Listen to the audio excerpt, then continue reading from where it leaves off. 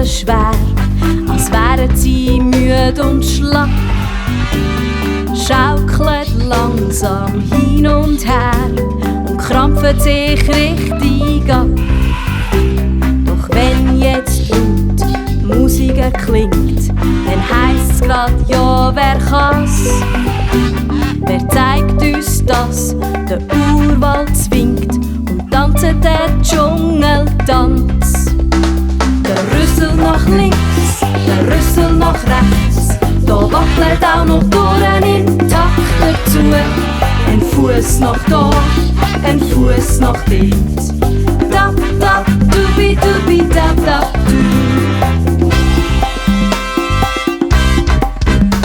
Sie machen sich ganz schnell bekannt, die Rüssel berühren sich geschwind.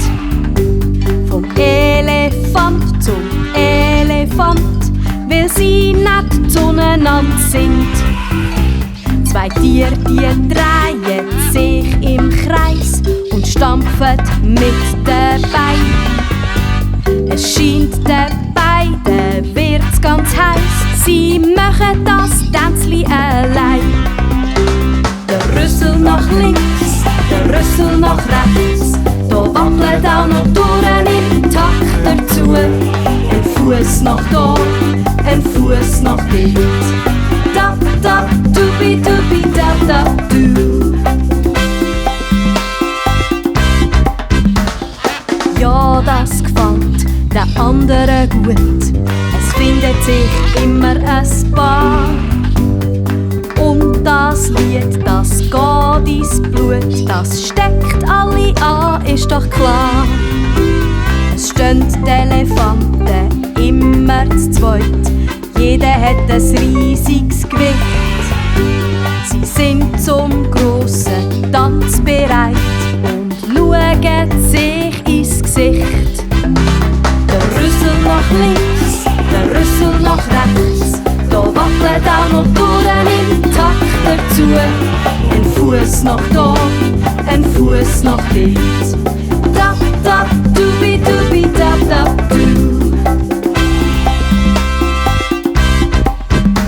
Sie stellen sich zur Parade auf. Eine Reihe da, eine Reihe dort. Elefanten sind gut drauf, sodass man's von weitem hört.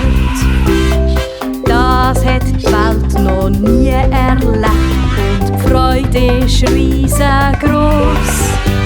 Wer weiss, ob der Boden bebt und sie legen gemeinsam los.